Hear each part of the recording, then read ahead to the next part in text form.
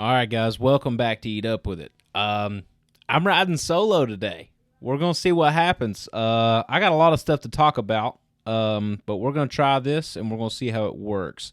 But I really appreciate you guys tuning in. Don't forget to like and subscribe, and leave us a comment down below how you would like to see us work in the future.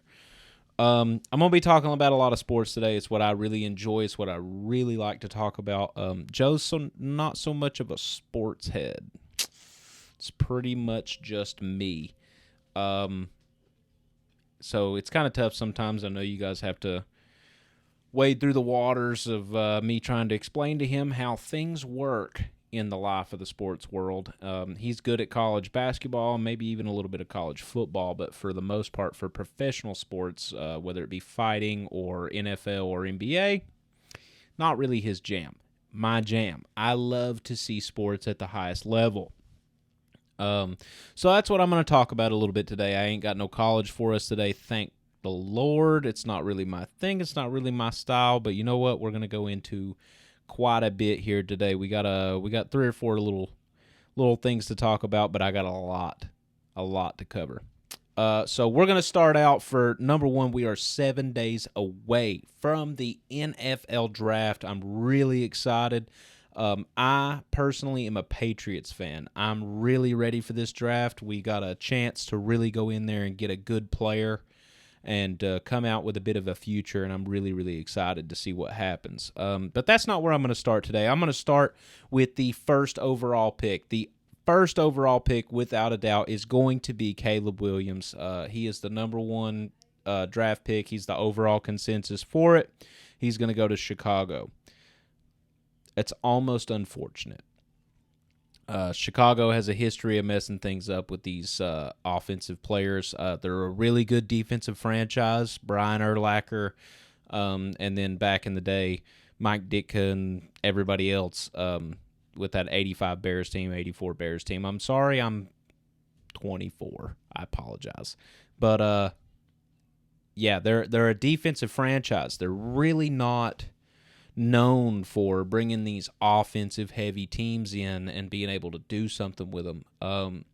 And they're getting one of the best prospects we've seen in a very long time. He's got a lot of comparisons to Patrick Mahomes. I can see a lot of that. He's good on his feet. He can throw the ball well. He's got a good hand on him. He could really put that ball where he wants it. But again, unfortunately, he's got to go to one of these bad teams. That's how it works. If you don't do that well in your season, you get to draft higher, and that's a good system. Just because these better players can end up on these, for lack of better words, worse teams. That way, it can try to help lift these bad teams up.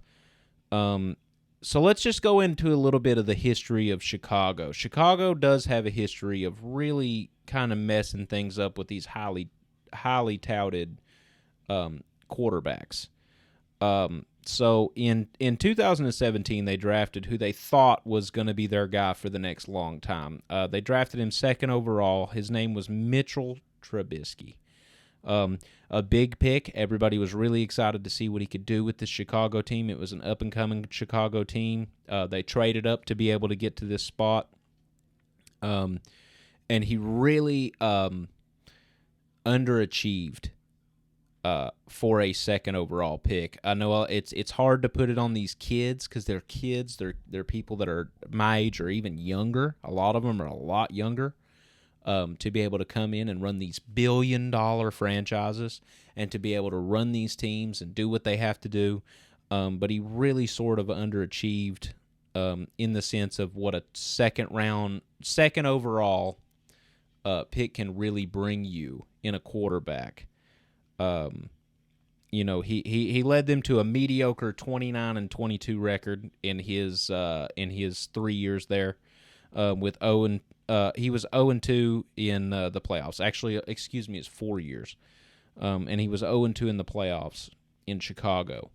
And he did have one game that was very bad. He had one game that was pretty good. It was like 300 and something yards. He really did very well. But there was one game where he really just did not make the cut. He had 199 yards passing. I think he got sacked a few times. He wasn't doing very good. Now he's a backup for Josh Allen in Buffalo after he just come off a stint with the Pittsburgh Steelers. There's a really bad year for the Steelers. Mike Tomlin was trying to figure some stuff out over there, but they brought in Russell Wilson and another guy we're going to talk about here in a minute that has to do with Chicago. But now Mitchell Trubisky is backing up Josh Allen in Buffalo. Chicago made a poor draft decision in a draft that had one of the greatest quarterbacks of all time, and that's Patrick Mahomes. They picked a guy second overall. They missed it by 8 picks. Patrick Mahomes went 10th, and they drafted a Mitchell Trubisky who gave them no playoff wins and a barely above 500 record in 4 years. It's subpar by the franchise, not so much by Mitchell. It was really hard for him to be able to do anything. If you have a second and a half to throw the football, it's hard. If you have, 2 coaches in 4 years, that's hard. It's hard on you.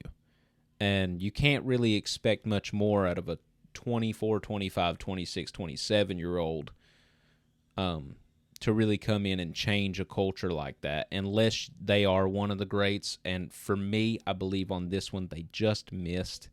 It's okay if they would have just selected the next guy behind that. Maybe we would be having a different conversation about the Chicago Bears. But for now and for forever, you just kind of have to go with it was just a poor representation of the team. I don't think it's as much on Mitchell Trubisky. I think that he is a all right guy. I think he's an all right quarterback. It's just hard to win in this league. It just is. It's almost impossible. Most people can't do it. There's been countless number one overalls that just come into these situations, and a lot of it has to do with the situation. That is very important, and that's what I'm getting at right now. So if you go on to the next thing, if you build on this, and you say, well, that was just one guy. Well, here's another guy, just in the last few years. That was 2017. Let's go to 2021. Justin Fields. Justin Fields is drafted 11th overall in the 2021 draft.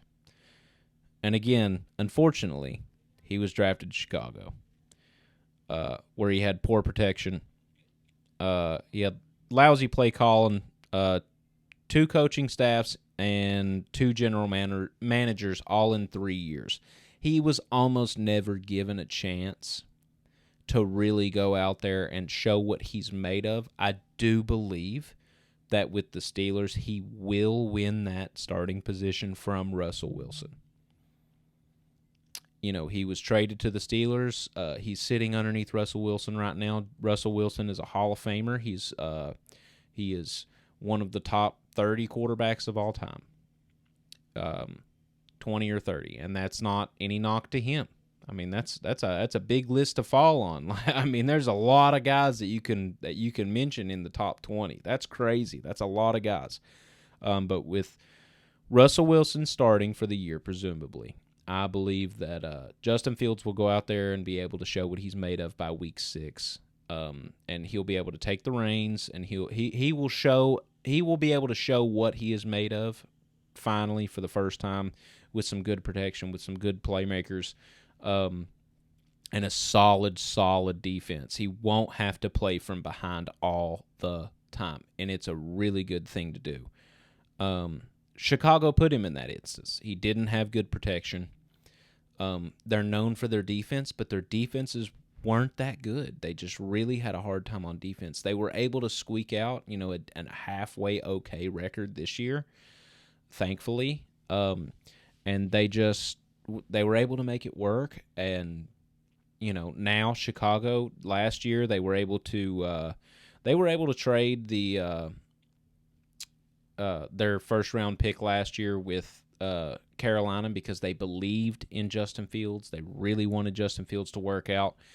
But thankfully this year, and this doesn't happen often, whenever you trade out of these top draft spots and you actually end up getting it to pay off for you in the end. And it paid off for Chicago by getting the first overall pick. They traded with Carolina. They traded the first overall pick, who eventually became Bryce Young. And they traded him for They traded him for the number one pick from the first round pick from Carolina, which turned out to be the number one pick this year, and for the second rounder last year, and they also traded it for the number 9 pick last year, and they traded it for the second round pick last year.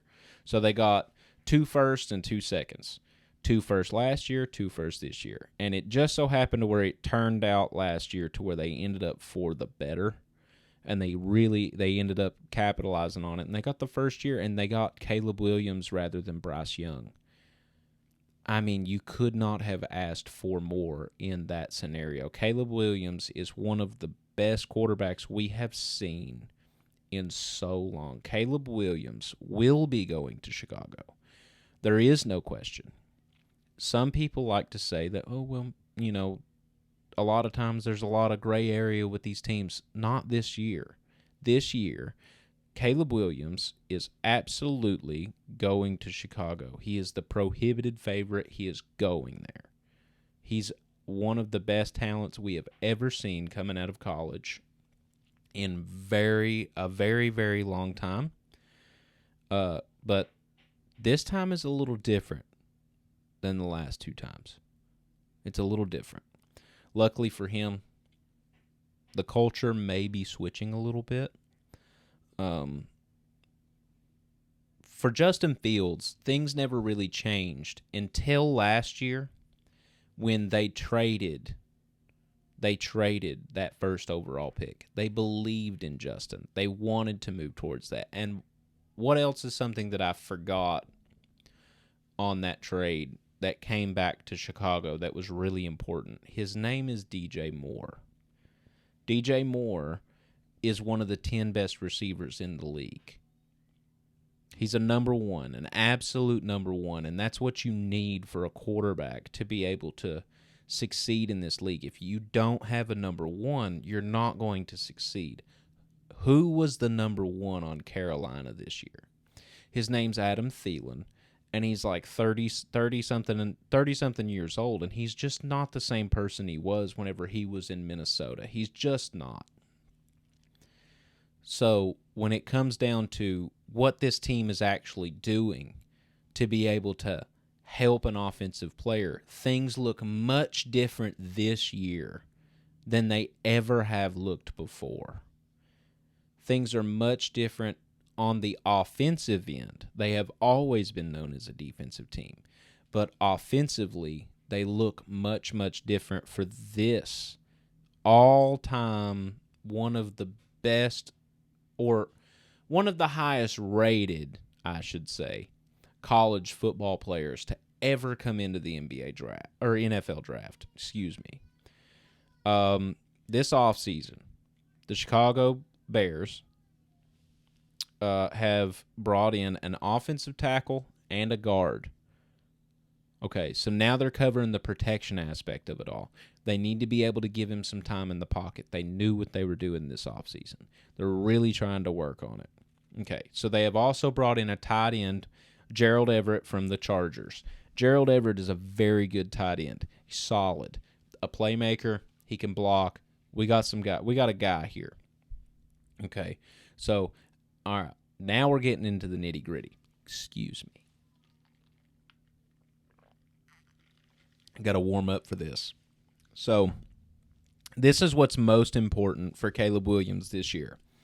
They're getting him some absolute, without a question, playmakers in the building. This is what you want from a team. You want them to get them guys so they can be able to make a play, even if they throw the ball short. So, most importantly, they have got Caleb Williams, a new running back, DeAndre Swift from the Eagles, who was a very good running back last year. People don't believe in him. I think he will be an important piece. He can catch out of the backfield. This will help Caleb. Caleb Williams, this is so perfect for him. This is so perfect for him because he can roll out, he can check down, he can hand that ball off to this dude, and he can run like the wind. I'm telling you, this is a great pickup. Now, their most important pickup of the offseason is a man by the name of Keenan Allen from the Chargers. He's a 6-time Pro Bowler and a phenomenal route runner. He's the number 2. He's the number 2. He's not the number 1 receiver. DJ Moore's going to be your number 1. The reason being because he's so young and he's so over-the-top heavy. DJ Moore can run routes pretty good, and he can go get the football. You want Keenan Allen to just dice these defenses up. Get open. Get to open space. This is who you want. They made such a phenomenal decision to bring in Keenan Allen to be able to help out Caleb Williams this year. This is going to be a great season. I'm really excited to see Chicago, see what they can do. And for Caleb Williams' sake, a phenomenal guy. I would say a young man, but dude's probably older than me. I don't know. He's done a lot more than me. I can guarantee you that. This is going to be really good to see this franchise be able to come back into the mix, and I believe Caleb Williams can do it, but I also think I want to give a lot of props to Chicago for switching gears and deciding to double down on offense. This is an offensive league. You have to score. If you can score, you can win, and I'm really excited to see where the things go. All right, so we're going to move on. We're going to move on to the second pick. I'm more excited about this one than I am the first. The first is a foregone conclusion. Caleb Williams is going to Chicago. The second pick, I'm really excited for this one. Washington Commanders have the second pick, right? And for a long time, they've been saying the clear pick is Jaden Daniels. The clear pick. It's obvious. He won the Heisman. He's going to go second. Well, yesterday, and I'm recording this on Thursday, yesterday's when I heard about it. I don't know when it actually broke, but I think it was yesterday. The story broke that the Commanders are going to host 4 different QBs, top QBs, visits, all at the same time. Jaden Daniels, Drake May, who's Jaden Daniels from LSU, Drake May from North Carolina, J.J. McCarthy from Michigan, who just won a national championship, and Michael Penix, who just got beat in the national championship, and he's from Washington. Okay, what does that even mean? It can mean a couple of things. It can mean a few things. It can mean a lot of things. For me, it means the Commanders are feeling a lot of pressure with this pick. For me, it means the Commanders aren't exactly sure what they're doing. Their fan base really is a great fan base. The then Redskins, now the Commanders. It is an amazing fan base with their rivalries with the Cowboys, with all these teams, all these great games that they had back in the day before I was even alive, because it was a long time ago. They really deserve a lot, these Washington fans. They're a great fan base to have, and I think that the Commanders are feeling a little bit of the pressure from it, and they're driving them to really look hard at these candidates and be able to make the right decision. I'm not saying pressure in a negative way. I'm not saying pressure in they're freaking out. I'm not saying that. I'm saying they're feeling the pressure of, this is our chance. This year is such a loaded draft class for quarterbacks. And the last 2 teams, what I've talked about, quarterback is what they've needed for the last long time until Kirk Cousins left to go to Minnesota, and Kirk Cousins he's a he's a 10 guy, 11 or 12. He'll get you some games, he'll get you some 10 win seasons, some 11 win seasons, but as far as bringing you deep in the playoffs, you're not going to really get there, and that's not what these teams want. These teams want Lombardis. So with the Commanders, I think they're feeling pressure in the correct way. They're feeling pressure in the responsibility to their fan base to really, really do their due diligence and make sure they're making the right pick. I'm not saying it would make them look any different on the performance of it all. I don't know if they're even working them out. I really doubt it. I really feel like this is more of a cognitive interview and a personal interview. As far as showing them touching base, showing facility and doing all the red tape and all that crap. I really think this is more of a way to see, which one of these guys which one of these guys wants to be a commander? Which one of these guys says hi to the security guard on the way in? Which one of these guys really shakes everybody's hands, makes eye contact with every person, is a nice person? Which one of these guys, if they put them in the situation to, well, if you were asked this, what would you say? Which one of them responds correctly or favorably to what they say? I really feel like that's what they're looking for.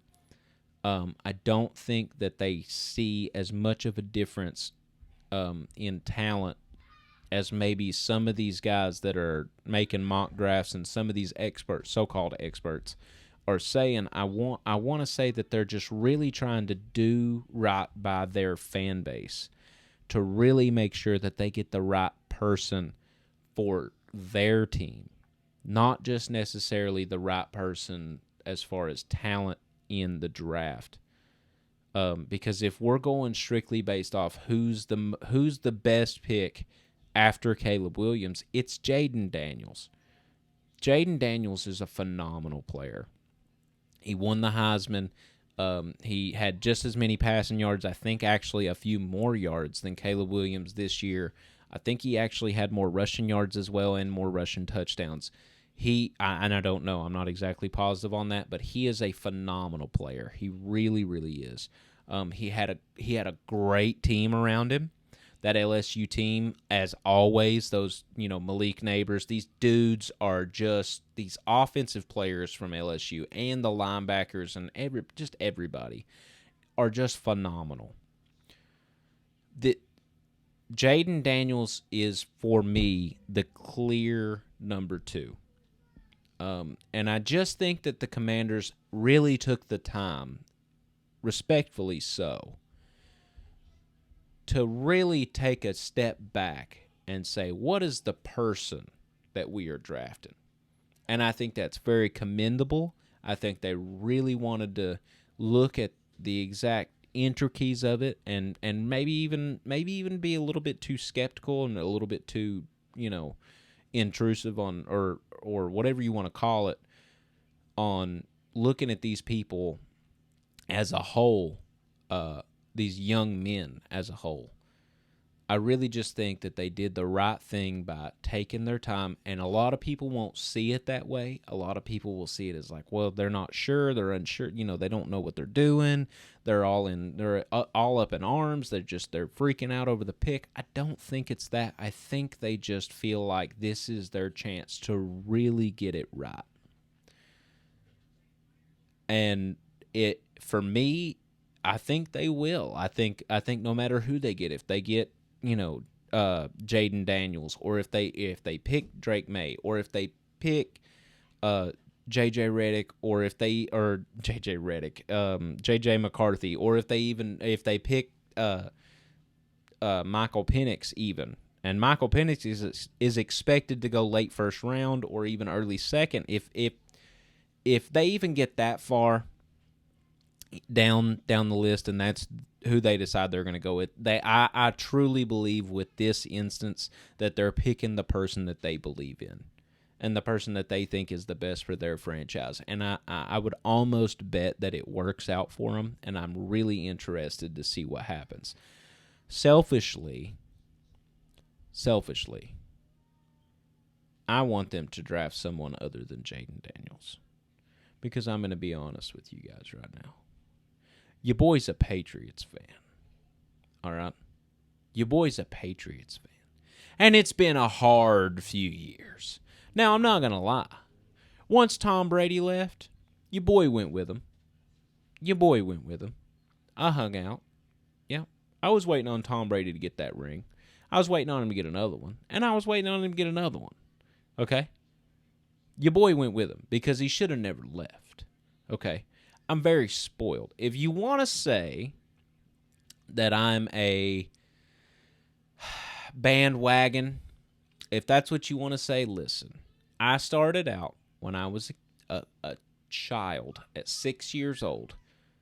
I was a child in 2006. I started out as a Steelers fan. Maybe it was 05. Whatever year that they beat the Cardinals. Because my dad was, admittedly, my dad was a Steelers fan, and he was really excited for the Super Bowl. So that was the first game that I ever remember watching. First game I ever remember watching was Hines Ward or whoever that was catching that ball in the back of the end zone. That was the first game that I ever remember watching. Should have looked that up before this. I didn't think I was going to go there. Anyway, if you want to call me a bandwagon for liking the Patriots for the last, 15 years, 16 years, 17 years, 18 years, whatever it was, in 2007, my stepbrother, I should say, moved in with us, and he was a Patriots fan because my stepfamily is from Maine, and Maine is in New England, and they all like Boston sports, and they like New England. That's just what they like. So that year I was very controversial, and with him I was like, the Steelers are great, the Patriots suck. Well, the Patriots proceeded to go on a tear, and I fell in love. If you want to blame me for really, really enjoying a team whenever I was 7 years old, and watching them go completely, I believe it was undefeated. Yeah. I actually do have that. It's not in this notes, but I have it in a note from a prior thing. But, yeah, they went undefeated that year. So if you want to blame me for being in complete awe of a team, you can do that. But my point of all that is it's been a very hard few years. It's been really long. It's been a hard few years. Like I said, I went with Tom. Didn't care about a Patriots game. Nah, didn't care. Did not care. I would watch it if it was on. If I didn't have, a game to play or something, if I didn't want to play solve a puzzle, I would watch a Patriots game. But for the most part, I didn't watch hardly any Patriots for a few years, because I was so mad that they let Tom Brady go. But now that Tom Brady's retired, I got to fall back by the wayside. Can't go to the Chiefs. You know what I'm saying? Then I'd really be in trouble. But anyway, so we have a chance with the third overall pick to really come out of this with the future of our franchise. We really, really do. These are my Patriots. I'm with them through and through. We've got a good coach, maybe, in Gerard Mayo. I know he was a phenomenal player. I remember watching him whenever I first started watching the Patriots. Maybe whenever I was 10 or 11, but that's the first time I really remember him. But he was a really, really good player. So, with the Patriots, I really only feel like they have two options. You have two options if you're the Patriots. Option number one, we take the best available guy. at the 3rd overall pick. That's option number one. Preferably Jaden Daniels. I really would hope that they would that the Washington Commanders would pick somebody else as the 2nd. I don't think it's going to happen. Jaden Daniels is a phenomenal player, but I am okay with taking a Drake May or a Michael Penix. I do not want J.J. McCarthy. I really do not want a J.J. McCarthy. I watched him a few times this year. I really watched him really close in those playoff games. And he played okay by most people's standards. But I was holding him to a different standard. He put some balls in some tight windows, some spots. He made some good plays with his legs. But there's an it. There is an it that some people have. I don't know if it's just the way the ball comes out of the hand, the effortlessness of just throwing that football. But for me, I just don't see it with J.J. McCarthy. Now, there has been another. There has been another that has been doubted from Michigan. And he became the greatest quarterback of all time. And you know what? If J.J. McCarthy comes out and he becomes the greatest quarterback of all time after I said I don't believe in him and he's on the Patriots, I'll take it.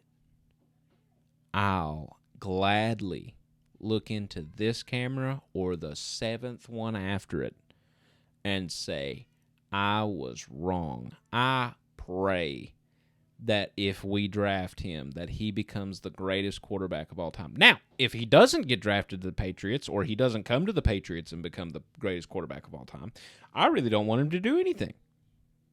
I want him to make a lot of money. If he makes a lot of money, I'll be cool. If he does a lot of things, I'll be cool. But as long as the Patriots are the greatest, as long as Tom Brady is the greatest of all time or somebody from the Patriots is the greatest of all time, I don't care. I do not care. But if I really do not want to draft somebody who is he's very smart, he makes the right decisions, he's a winner. He's a winner. And I said I do not want. I do want that. I want that. But in this league, it is so talent driven. You have to be able to lift up these teams. It's not like college. You don't get to just go to somebody's house and say, will you please come to me? Here's some money. You don't get to do that. And the Michigan Wolverines, or whatever they are, I think they're Wolverines, were so good last year as a team. They just shut Michael Penix down. He did not have a chance. So, in summary, I really just want the Patriots to make a smart decision with who they draft, if they draft. The second option of my whole thing was we trade back in the draft for a boatload of talent or a boatload of picks. It has to be one of the two or both, combination of both. And the picks need to be for the next 2 years. And I don't want a 1-year contract if we get a player. I want a 3-year contract or longer. If we trade back to late in the first round, we can still pull a Michael Penix. If we trade back to 18, to 22, to 24, anywhere in there, we're still expected to be able to pull a Michael Penix. They don't think that Penix will be gone before that late in the first round. So that's a good option. If a trade gets sent to us for it has to be the right price. It has to be, because I really believe one of these top 3 or 4 guys can bring you a future. Whether it brings you a championship or not, it brings you a future. If you do it right. So I would be wary as far as who you decide to trade to as well. Because if you do trade for picks, you can't trade to a Dallas. You can't trade to a San Francisco.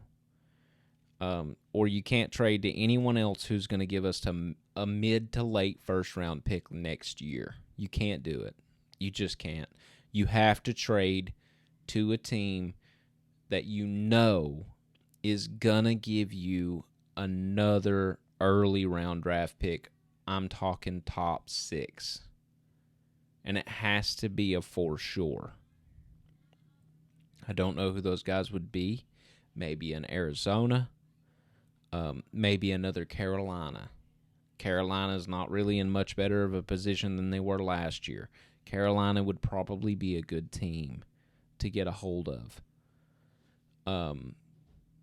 But it has to be somebody that you would believe would give you another top pick. But for my Patriots, I hope they are just careful about where they trade. And if they do trade for picks, they have to understand that just because Chicago traded a first for a first and they ended up with the first again doesn't mean that they'll be able to do it too. Now, so we're going to move on to the NBA. I'm really excited about the NBA. I'm going to kind of zoom through it because I got approximately 23 minutes before this camera shuts off, because it shuts off in an hour, and I don't feel like doing 2 takes. I'm doing this all in one go. I'm a one-go kind of guy. Anyway, we're going to do this. Anyway, moving on to the NBA. Spilled a little bit on me. Be all right. Anyway. So, we're going to start a little negative. That way we can move into the positive and finish on the positive note. So, over the last week, this is just another case of a people trying to get by on things that they shouldn't be able to, and just sneak around the room or around the rules for self gratification and maybe to make an extra couple bucks. Jonte Porter. Jonte Porter is exactly that kind of guy.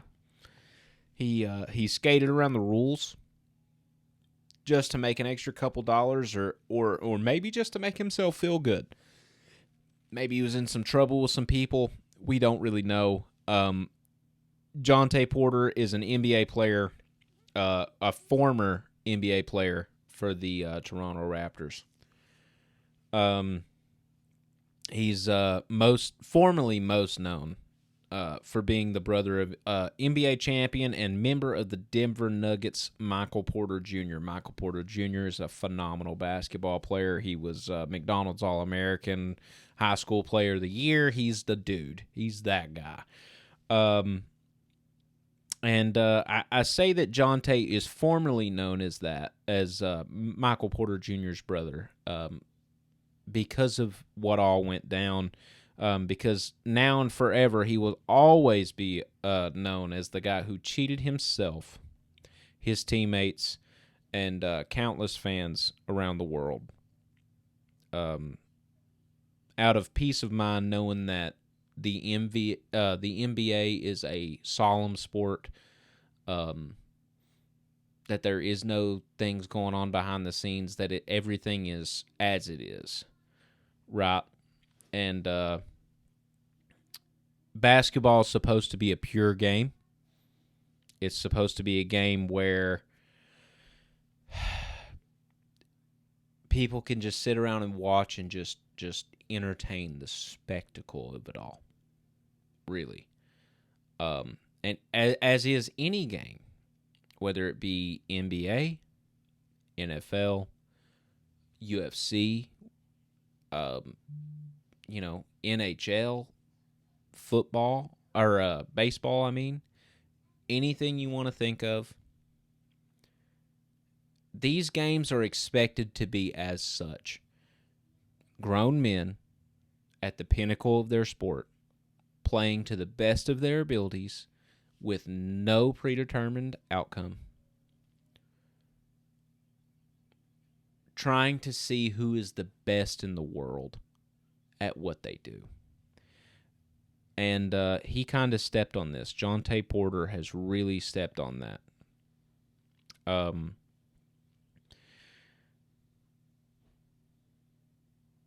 Anyway, Jonte Porter has been banned for life from ever competing in the NBA ever again. Jonte has been found to have placed 13 bets on 13 NBA games using a friend's online betting account. A millionaire that just wants more.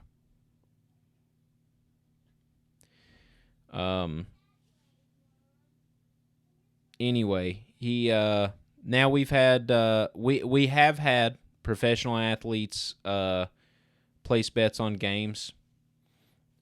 Pete Rose, he's kept out of the Baseball Hall of Fame because he bet on his own team.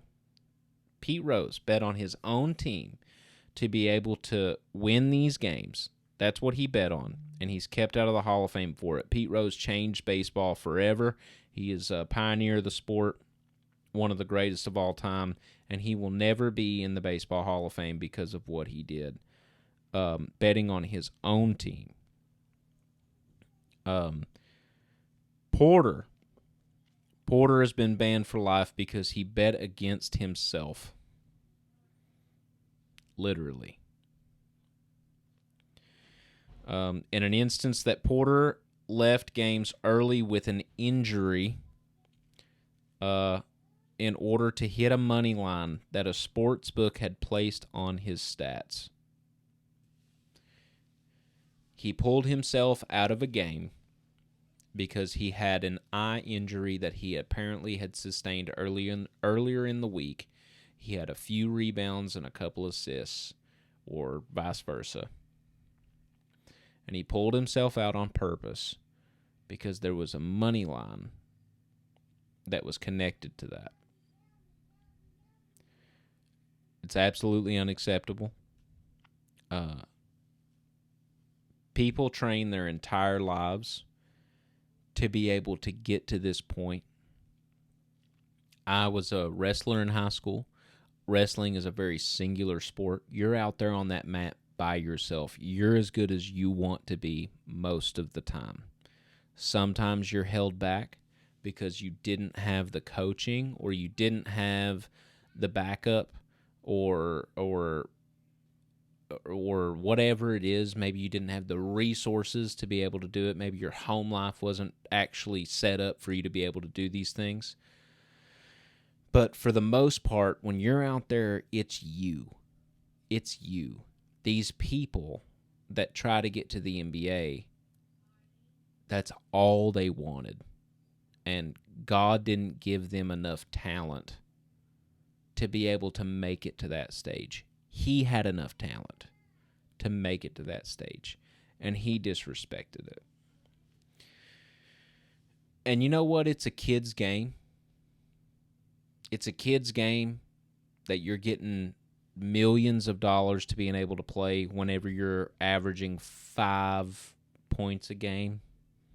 Whatever he was averaging. It wasn't much. Couple points a game. He was the brother of Michael Porter Jr. That's what he would have been known as. But now he'll be known as the guy who was banned for life because he was able to bet against himself and you know, retroactively his team. Because if you pull yourself out of the game and you were able to make an impact to that game, you hurt your team. You hurt your team, the brothers that you have beside you. And when you do that, it's really a shame, and he should be ashamed of being able to do that, and just for an extra few dollars, or whether it was for gratification. Personally, I'm glad Adam Silver, who is probably one of the greatest commissioners of any professional sports league of all time, he is really, really, really good at his job. He balances the players and the organization's needs very, very well. I am very glad that he took this action and weighed it with a heavy hand, and he absolutely dropped the hammer. And the fact that Porter was able to hit a line or pulled himself out just to hit a money line for himself was enough for me to know that he should never be able to put on an NBA jersey ever again. Ever. He should never be able to put on an NBA jersey ever again for any reason. I don't want a 5-year ban. I don't want a 10-year ban. Never. If you are actively rendering yourself or others useless in a game to be able to win money, we don't need you. There's other people that want this way more than you do. And that's obvious. So I hope you have a good accountant. I hope that you're able to save your money well. And I hope that Michael is able to take care of you for a long time. But if you're going to bet on yourself to lose, if you bet on yourself to win, it's a different story.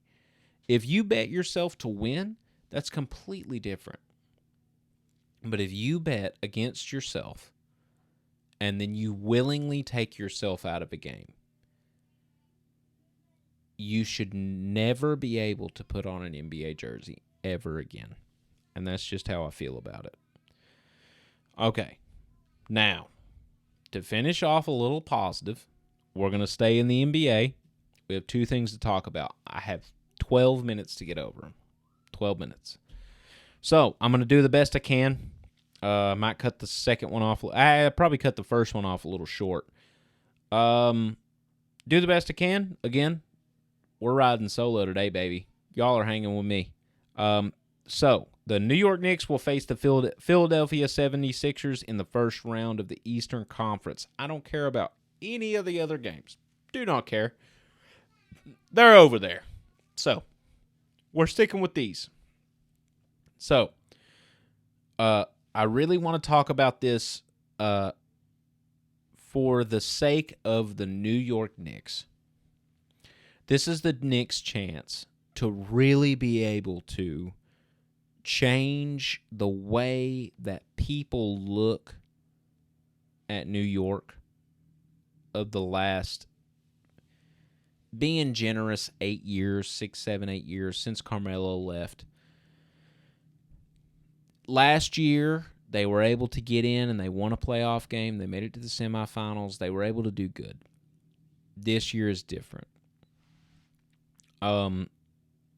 They're facing the 76ers and Joel Embiid. Joel Embiid is a phenomenal NBA player. Phenomenal. One of the best basketball players in the NBA. People have criticized him for being a little soft. People have criticized him for, taking too much time off. But when he is on that court, my man throws down. So, but last year, the Knicks lost to the Miami Heat in the semifinals in 6 games. The Miami Heat went on to go to the finals. They went and lost in the finals with Hemi Butler. Hemi, the man. So whatever you want to call that with last year with the semifinal exit, it is what it is. This is a new year. It's a new team with a lot of the same players, but it's a new look on life for New York, and they have the opportunity to compete with a phenomenal Sixers team. So what I really want to get to is the 76ers are 47-35 on the year, which you might not think is that great of a record. But with Joel Embiid playing in the game, they are 31-8. 31-8. They are 16-27 without Joel. With Joel Embiid, they are absolutely a force to be reckoned with. And all I want to see as an NBA fan is the Knicks to show that they are willing to step up to the task.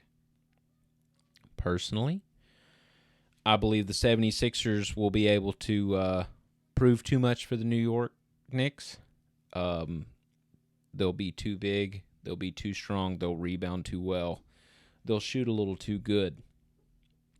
And in the end, I have the 76ers in 6 versus the New York Knicks. Now, that's not what I hope happens. The people of New York, with that loyal fan base that has went on for so many years, they have to beat the 76ers. They absolutely have to. They need another win in the next round to make a conference championship. They have to have that appearance. They can't just beat the 76ers and not make it to the conference finals. They have to have it.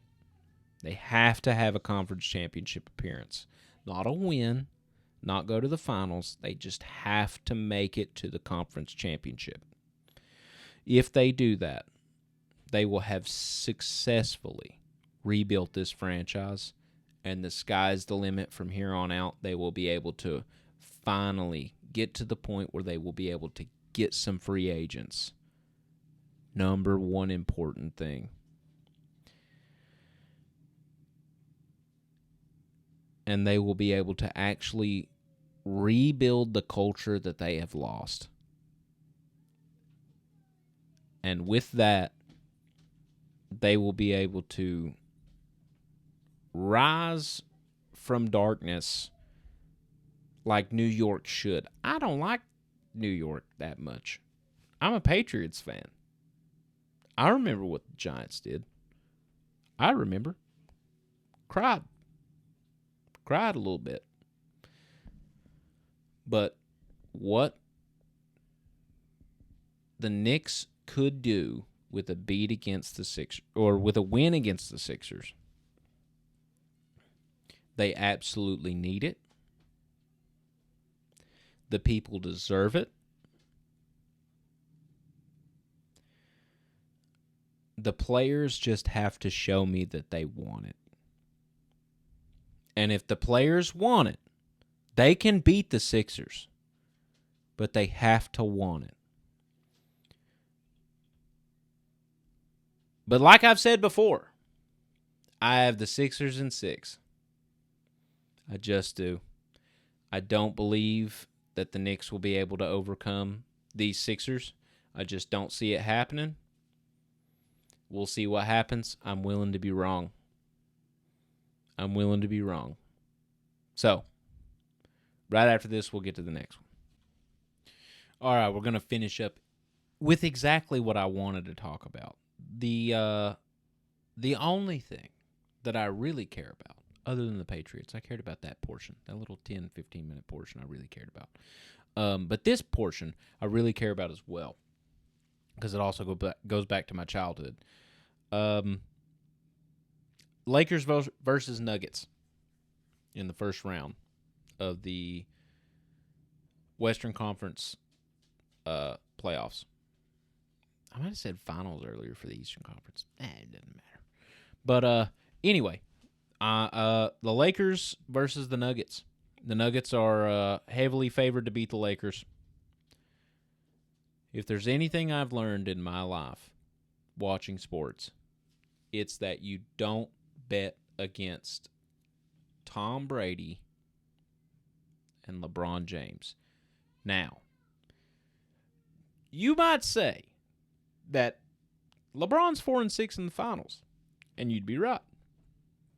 So technically, if you bet more against LeBron than for him, you'd be good to do so. You're right. You're right. But LeBron James, people like to forget that LeBron James went to 8 straight finals. 8 straight.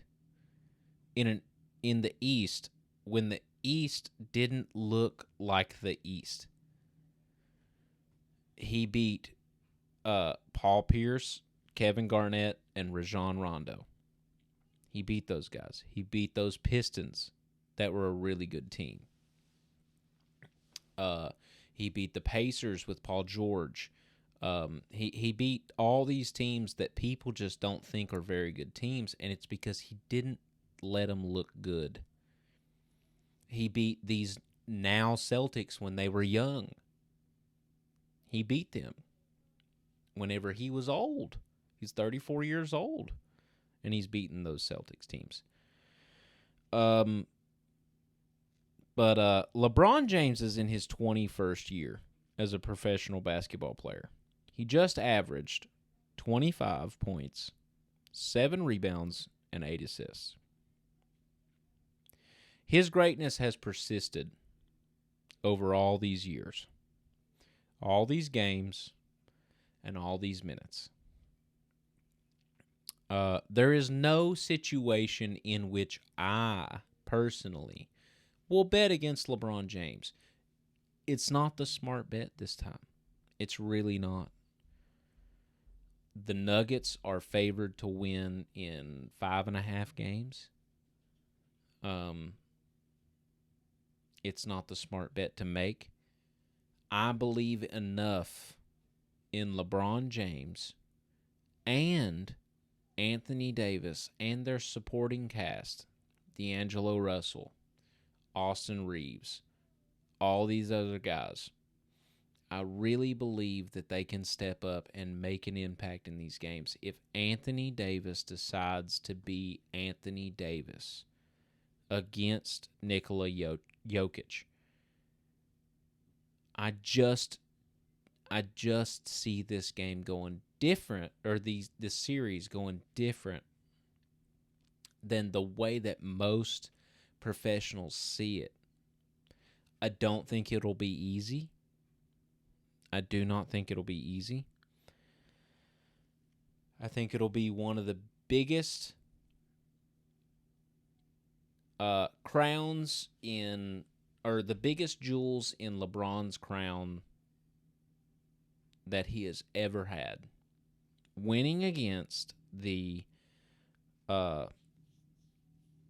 defending champions in the Denver Nuggets and the back-to-back MVP, Nikola Jokic, and presumably, possibly, the 3-time, the back-to-back-to-back MVP, Nikola Jokic.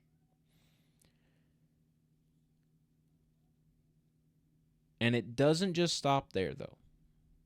It can't just be you beat the Nuggets and all those things that I just said, and you lose in the next round or in the conference championship. You have to win the title.